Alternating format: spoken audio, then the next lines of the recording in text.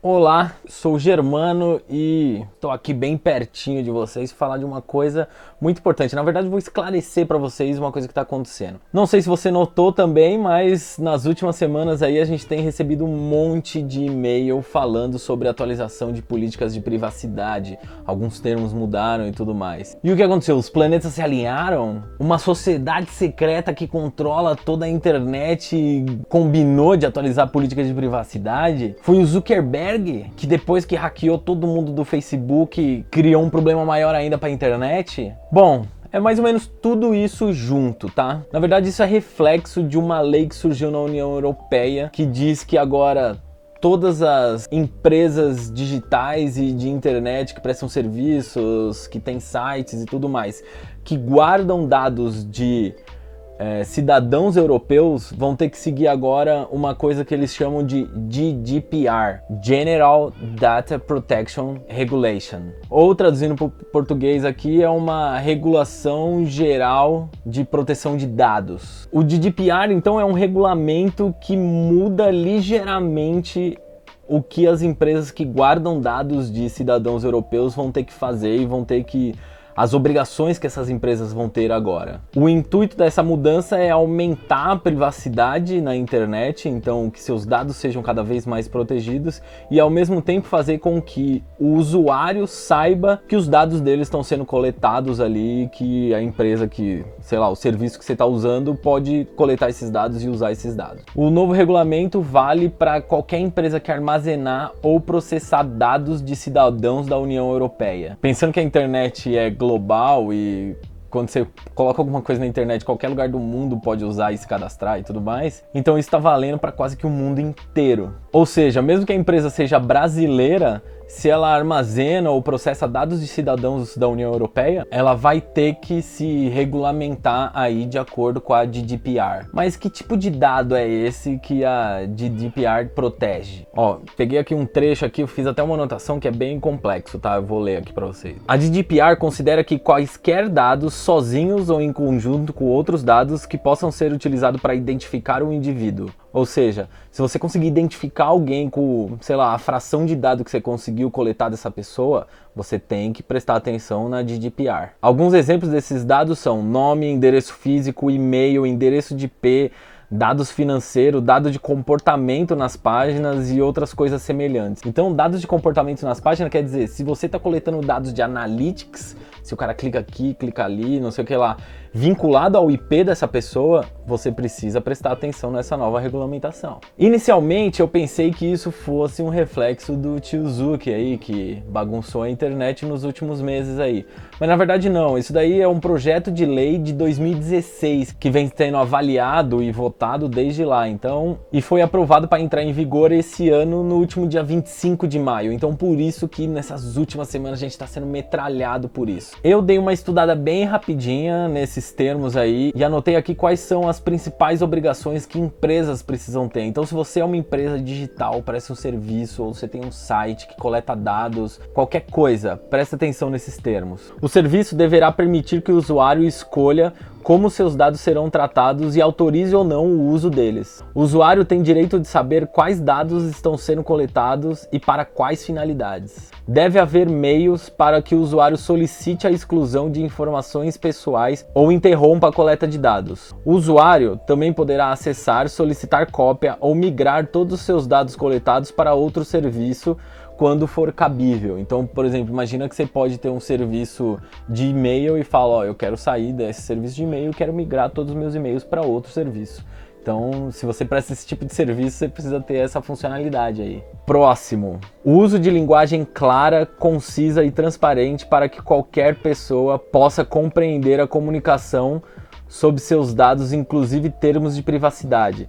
Então, sabe aqueles termos de privacidade, política de dados e tudo mais que fica sempre muito confuso? Então, você pode reclamar lá agora para a União Europeia e falar, ó, não tá claro, e a União Europeia vai tomar essas ações cabíveis. Em caso de incidentes que resultem em vazamento ou violação de dados, tipo o que o tio Zuck fez, que podem ferir direitos e a liberdade das pessoas, a organização deverá notificar as autoridades em até 72 horas.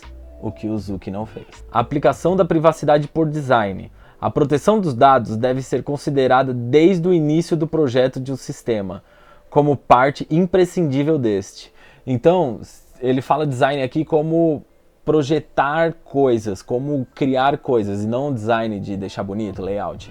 Então, ele quer dizer que desde o início do projeto você tem que estar pensando em como proteger os dados desses usuários. Recomendação de pseudonimização, quando cabível e recomendável para que as empresas protejam informações sensíveis, ocultando-as ou substituindo-as de alguma forma para que a identificação do usuário seja só possível por audição de dados.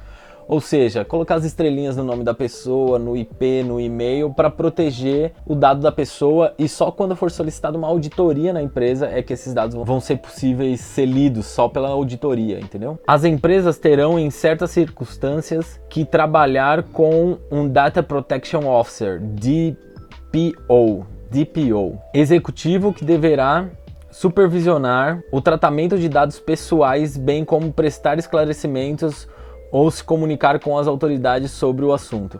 Então hoje a gente tem CEO, CFO, CMO, a gente tem um monte de níveis C aí que a gente chama, que são as diretorias das empresas.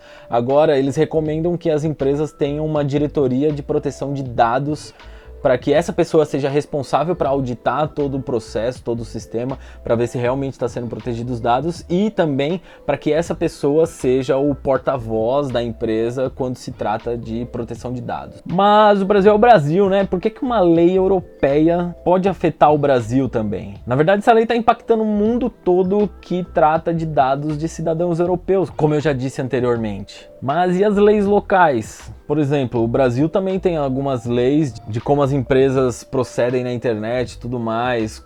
Se essas leis entrarem em conflito, como tudo isso ainda é muito novo, tudo isso ainda está indo para muito juízo ainda. Então já está até rolando alguns casos, alguns processos aí, mas que empresas fora da União Europeia vão ter que se defender dentro da União Europeia por ter violado a GDPR. Tipo Facebook, WhatsApp, Instagram, Google, todos esses estão sofrendo processos milionários na União Europeia por ter criado essa regulamentação. Na lei diz que as empresas que não cumprem por essa regulamentação podem receber desde uma simples notificação, no caso de uma infração leve, vai ser notificado, ou até uma multa de 20 milhões de euros, ou até 4% sobre a receita anual e global da companhia, ou o que for maior. Então, por exemplo, se 4% do faturamento anual da empresa for acima de 20 milhões de euros, você vai pagar mais do que 20 milhões de euros, que provavelmente é o caso de Facebook, Google, Instagram e WhatsApp. E aí, claro que no mundo sempre tem o espírito de porco, né? Então, um monte de empresa aproveitou essas mudanças aí de ter que alterar a política de privacidade e tá usando esse artifício como uma malandragem para colocar alguns outros termos dentro dessas políticas de privacidade. E aí, claro que a maioria das pessoas, ou quase a totalidade das pessoas, não leem todos esses documentos quando assinam, quando aceitam, quando se cadastram, como eu. E aceitam sem perceber que tem termos a mais aí. Mais uma galera aí que anda lendo e fiscalizando todos esses termos, começou a tirar print, começou a falar sobre todas as empresas que estão sendo maliciosas no meio dessa mudança e criaram um site, começaram a publicar tudo isso num site que chama GDPR Hall of Shame, que traduzindo por português aí é Mural da Vergonha do GDPR. Que basicamente eles estão colocando todo mundo que foi mal intencionado nessa mudança de política de privacidade. E lá você pode até ver se seu site, se seu serviço, se seu app, se as tecnologias prediletas que você usa estão lá, e ver qual foi a maldade. A maioria está em inglês, eu acho que o site todo é em inglês, e até mesmo porque é uma resolução da União Europeia. E se você sabe um pouco de inglês, vai lá, mas se você tiver um pouco de paciência aí para usar o tradutor, recomendo muito vocês irem lá, acessarem e ver os absurdos que estão acontecendo por aí. Bom, é isso aí, esse foi o primeiro vídeo dessa série aí que eu anunciei há um tempo atrás sobre o Programador Explica. Então, eu com a minha visão analítica de programador, avaliei esses termos novos aí da União Europeia e vim aqui explicar um pouco para vocês o que está acontecendo, por que você está recebendo tanta notificação de atualização de política de privacidade. Bom, é isso aí, não esqueça de deixar o seu like, clica aí agora, ó, likezinho aí, ó, tem um joinha aqui, acho que é desse lado aqui, ó, clica aí. Deixa seu comentário, suas dúvidas, suas perguntas, suas reclamações, seus feedbacks, o que você quiser. Esse retorno de vocês é muito importante para eu planejar os próximos vídeos, muito importante mesmo. Muito obrigado você que assistiu até aqui, eu vou ficando por aqui e tchau!